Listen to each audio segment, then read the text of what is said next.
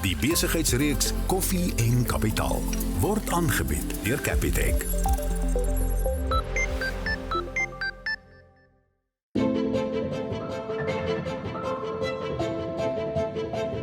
In besigheid soos in die lewe loop dinge selde presies volgens plan. Daar's terugslag, onsekerheid. Dis juis in daardie oomblikke waar karakter gevorm word en waar deursettingsvermoë en waardes begin tel.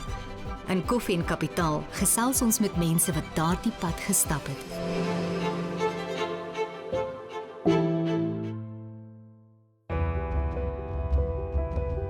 Vandag ontmoet Theo vir Jackie van Niekerk, uitvoerende hoof van Attack, 'n genoteerde eiendomsmaatskappy. Van 'n jong vrou wat self haar studies moes befonds, tot 'n leier wat deur onsekere tye moes navigeer, is haar storie een van veerkragtigheid, harde werk, die moed om groot te droom en die visie om iets werklik uniek te bou.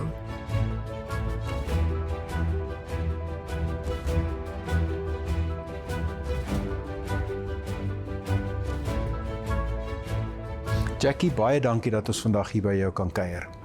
Ek wil eers begin, Attack. Wie en wat is Attack? Attack is 'n geluiste maatskappy op die Johannesburg beurs. Ons is 'n REIT, Real Estate Investment Trust. Ons markwaarde is om en by so 12 miljard, hang af van die aandeleprys van die dag. Wat Attack spesiaal maak, is ons fokus op 6 precincts. Ons het nie eiendomme reg oor die hele land nie, maar ons fokus op 6 nodes. 12 miljard rand se maatskappy fokus op precincts. Wat is 'n precinct? 'n Baie goeie voorbeeld van 'n precinct is Watervalstad. En vir ons gaan dit oor kernbeginsels wat ons in 'n precinct inbring. Jy moet veilig voel. Is daar die infrastruktuur wat daar nodig is? Partykeer tree ons in as 'n munisipaliteit om die potholes reg te maak. So regtig, dit is meer as net kom in 'n winkelsentrum, maar dit is van die experience om by die winkelsentrum te kom. Nou sal daar verskillende tipe besighede in so 'n precinct wees? 100%. Waterval is 'n baie goeie voorbeeld. Ons het Mall of Africa, so kleinhandel, ons het kommersiële geboue, logistieke geboue, residensiële geboue en dan is dit, ek wil amper sê, die kuns is hoe maak jy seker dat alles by mekaar saamwerk. Ons gaan in die tweede segment meer in detail daaroor gesels, maar ek wil eers bietjie gesels oor Jackie. Jy het groot geword in Potchefstroom, jy het skool gegaan in Pietermaritzburg, jy het 'n BCom graad gedoen by Tikkies. Jy het al jou studies self betaal, maar jy het besluit om nie aan te gaan en te kwalifiseer as 'n ouditeur of 'n rekenmeester nie. Daai besluit, hoekom het jy dit geneem? Wel, ek het dit probeer. Kom ek sê, ek het 'n vakansiewerk gedoen as 'n rekenmeester en ek het dit geniet.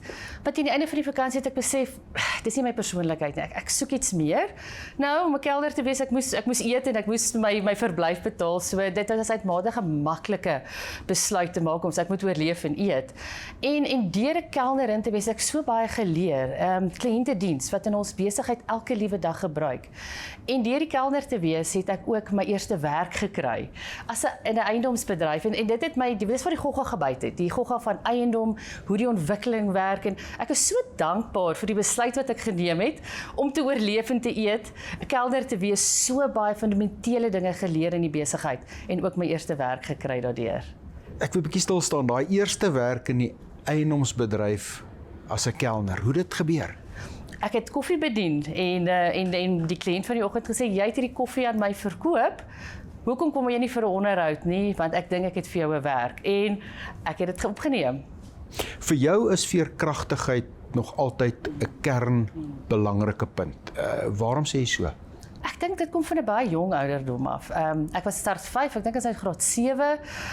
Het ek vir my ouers gesê, ek is goed in sport, ek wil na 'n groter, beter skool toe gaan. Hier's 'n skool in Pietermaritzburg. Asseblief kan ek koshuis toe gaan. En my ma was nie baie ingenome met die besluit dat haar dogter wil koshuis verlaat nie. En ek het daai brandende vuur binne my gehad om te sê, ek wil meer wees, ek wil beter wees in wat ek doen en ek wil meer kan leer. En ek is koshuis toe, my ouers het my toegelaat om te gaan. En so 2 jaar in dit is my ma oorlede van kanker en daai tragedie, ek dink was 'n groot terugslag, veral vir my en my boetie. Jy weet, ons kom van 'n familie wat ons baie min het, ons is baie hard werk om te kom waar ons is en deur die vuur en die tragedie, jy weet, het ons baie geleer in ons jonger dae om te weet van as jy jou droom wil bereik, gaan jy self moet werk. Daar's nie iemand wat na jou kyk nie.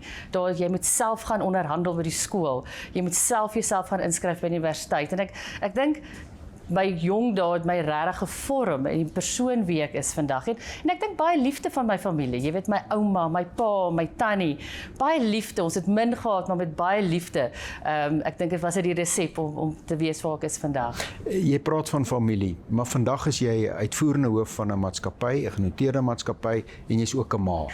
Watse beginsels sal jy graag wil vestig by jou kinders? Ja, dis is altyd 'n groot ding, jy weet, as jy jou eie kinders grootmaak en daar is nie 'n resep nie. Ek soek nog daai resep. Vir my gaan dit oor my kinders moet weet wat is integriteit. Jy weet, daai van my woord is my eer. Op die speelgrond in situasies in die lewe.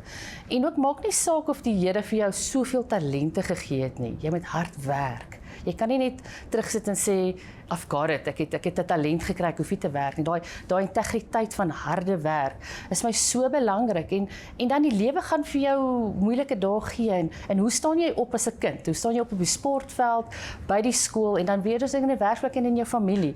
So ek dink dis daai 3 goed wat ek hier regtig my kinders moet saamvat eendag en in hulle lewe vorentoe.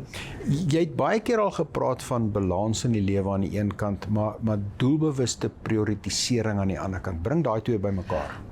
Ek dink ek begin al hoe meer as jy ook ouer word, die balans van die skool is nooit in perfekte balans nie. Ek dink veral hoekom vrouens in die werksbedryf sukkel om altyd daai perfekte balans te hê, want jy het so gestres, want as ek vandag te hard werk, is ek môre nie genoeg by my kinders nie. So my filosofie is, daar is nie 'n balans nie. Die skaal gaan altyd uitwees.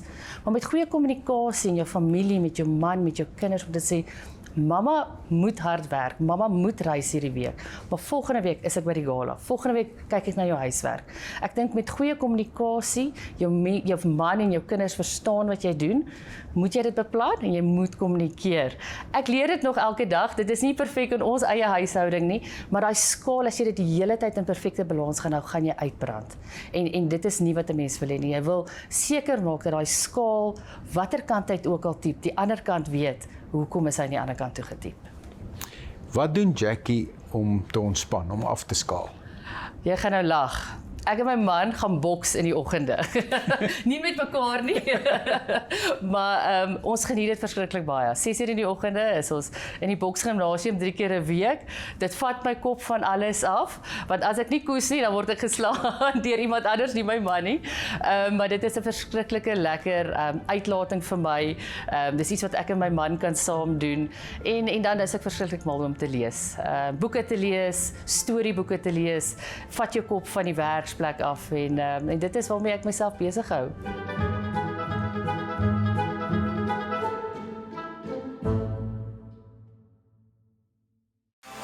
Beter met betalings. Capitec.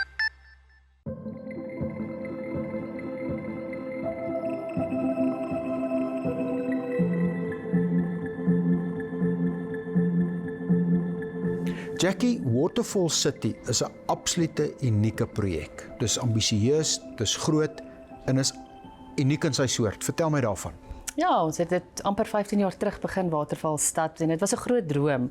En om hierdie droom aan mekaar te sit, ons begin by makro-infrastruktuur en moderne infrastruktuur en ek dink dit was die droom wat ons wou uitbou, is 'n stad binne 'n stad met moderne infrastruktuur, 'n veilige hawe, maar ook 'n ervaring. Soos jy van Ellendale afrit afklim, moet die verkeersligte werk, die tuine moet mooi netjies wees, alles moet werk, die potholes moet reggemaak word. So ons tree in bietjie waar die munisipaliteit nie die dienslewering bring en dit is die groot droom wat ons het in al ons nodes in Suid-Afrika, nie net in Waterfall Stad nie, om hierdie stad te bied wat werk en vir mense kan iets bied wat 'n goeie ervaring is.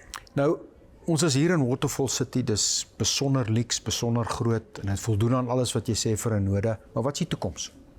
Ons het nog baie om te doen in Waterfall Stad. Ons het nog 1 miljoen vierkante meter wat ons kan uitbou. Ons fokus nou baie op logistieke ontwikkeling en ons sal die kantore invul soos die navraag inkom. Maar ek dink wat my die meeste opgewonde maak is hierdie stad in die stad en iets wat ons bied vir die gemeenskap. Iets wat sê jy kan iets beter doen in Suid-Afrika. Kyk wat maak ons. En dit gee vir my 'n blink toekoms en nie net vir my nie, maar vir my kinders ook. Maar dis nie julle enigste node nie, julle het 'n paar ander, vertel my daarvan. Ja, 50% van ons portefeulje sit eintlik buite Waterval en ons het ongelooflike mooi nodes. In Stellenbosch, in die hartjie van Stellenbosch is Eikestad, wat 'n kombinasie is van winkelsentrum en ook kantoorspasie en die studente geniet die Eikestad Mall verskriklik baie. En dan 'n welbekende Gardner Route Mall in die Suid-Kaap en George. As jy op vakansie is, sal jy sekerlik daar al inkopies gaan doen het. En dan nader aan Pretoria is dit ook Linwood Bridge Precinct, ons huisvessie ouditeur-generaal, as ook die welbekende Atterbury Theater. Weer eens, ons bied meer as net 'n kantoorspasie en 'n node, 'n theater, safari, 'n Woolies en ook die ouditeur-generaal wat daar is. Jackie, twee goed wat ek optel is, julle is nou betrokke in die kragvoorsiening en die watervoorsiening. Vertel my 'n bietjie daarvan. Ja, dis 'n groot besluit wat ons moes maak, aanleiding ook wat gebeur het in Beerdkrag. Ons het baie kapitaal belê in solar op al ons geboue en ons het lekker groot dakspasie en dakruimtes vir al die solarontwikkeling. Maar ons is 2 stappies terug gaan om te sê, wat is die data? Wat is die verbruik van elkeen van hierdie geboue? Want as jy die verbruik verstaan, dan weet jy hoe om die volhoubaarheid van 'n gebou te bou en ook te verander, soos wat ons sien, sekere mense mors water of hulle gebruik te veel energie.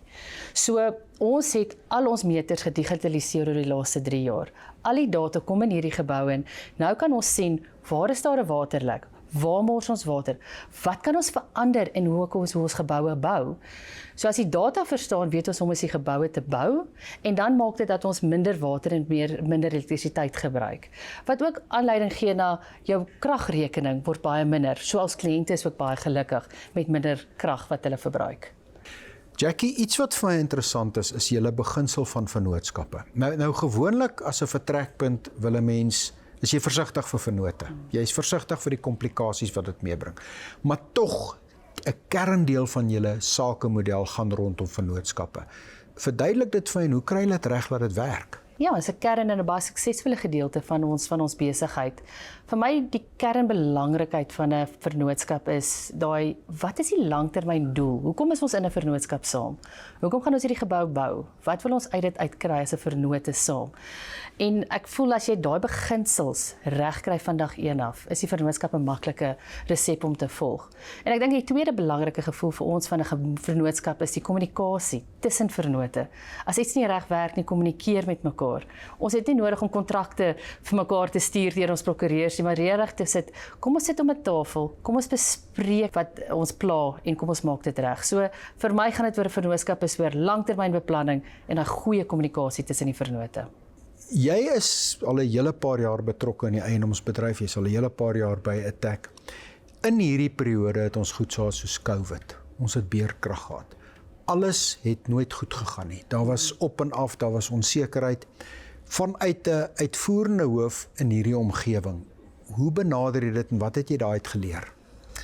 Interessant, ek het oorgeneem as uitvoerende hoof April 21 in die middel van COVID-pandemie. Sekere mense het gesê jy is mal om oor te neem in so 'n tyd.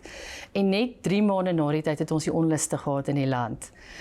En ons is by die huis en jy gaan slaap nie in die aand nie, want jy weet nie wat gaan gebeur nie. Ons moes die stad in 45 minute toemaak, ons was onseker, gaan die onluste by ons uitkom in Waterval. En ek het die oggend teruggekom in Waterval en een van ons kollegas het my gesê, die taxi-bestuurders help ons, hulle gee vir ons inligting. En dit het my getref daai oggend. Ek is in die besigheid van mense. Daai middag het ek 'n e-pos gestuur van al my staf en gesê, ons is al deur die laaste 2 jaar in COVID, maar as ons is bome en ons wortels is diep, van die storms maak ons wortels diep. Moet dit nie vergeet. En die grootste les wat ek geleer het was, die besigheid van mense. As ons saam staan as 'n span, as ons weet waartoe ons gaan, as ons kommunikeer, word COVID, beerdkrag, onsekerheid oor die politiese klimaat, maar as 'n span kan ons enigiets verduur. En dit is die grootste les wat ek elke dag saam met my vat.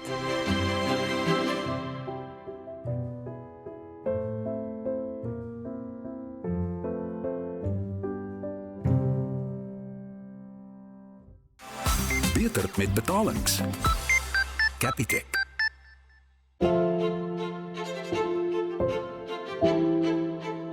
Net hierna gesels Theo met Jackie oor strategie en hoe langtermynbeplanning en kultuur saamwerk om groei te dryf. Maar eers vandag se Capitec kopskuif.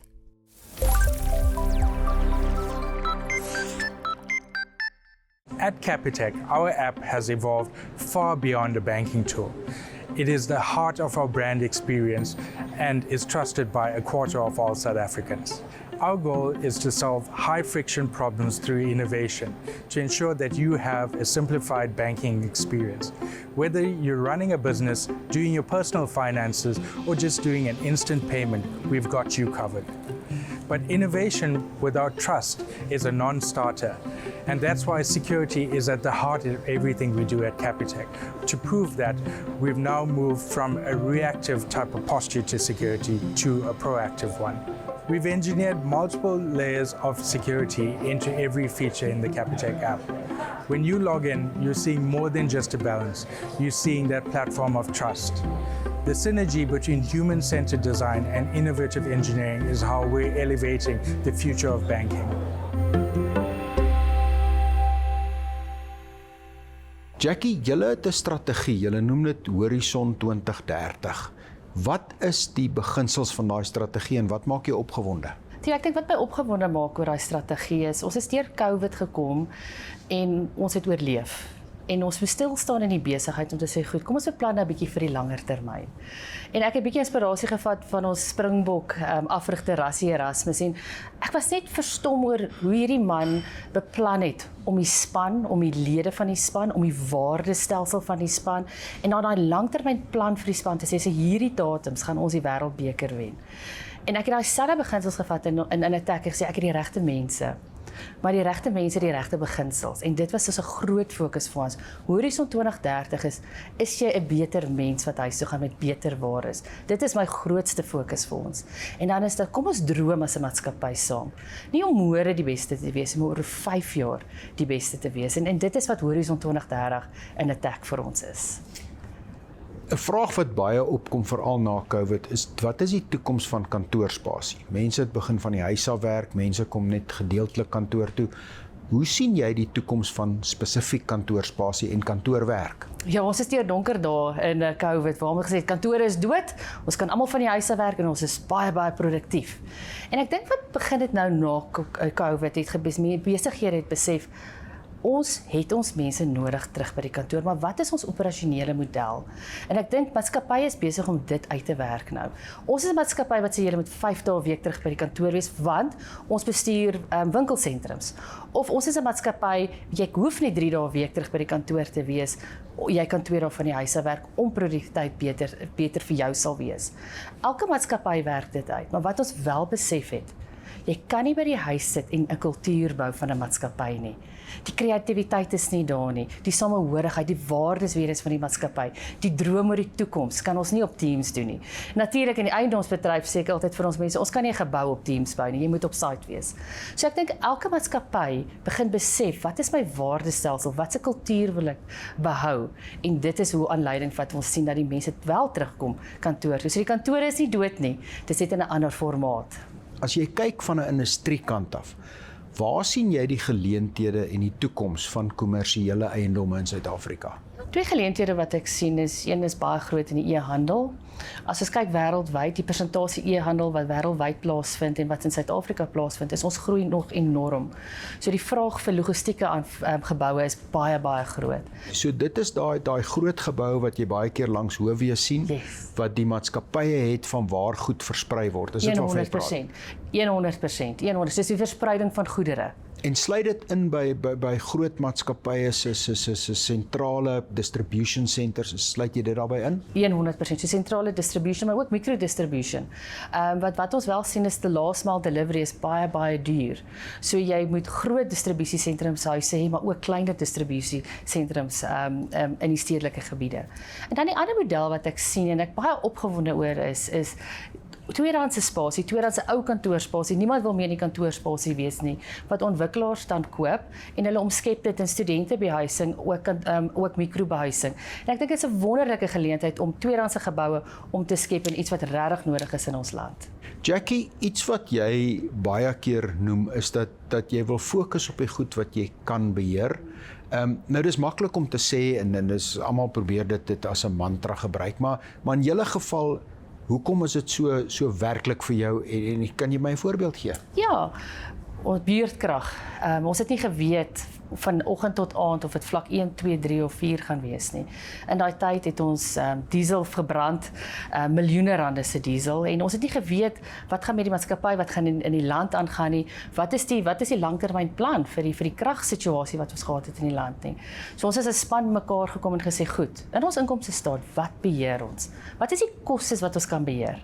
En wat kan ons nie beheer? En ons het begin sê, control the controllables and don't control Eskom. En dit was ons mantra wat ons gehad het in ATTAC. En dit was so goeie dissipline wat ons in ons maatskappy ingebring het, om te sê, sweet wat jy kan sweet, kom ons spaar wat ons kan spaar, want ons weet nie wat môre kom nie. Jy het baie suksesvol, jy het groot geword in Port Shepstone, en vandag is jy in beheer van 'n groot en suksesvolle eiendomsmaatskappy.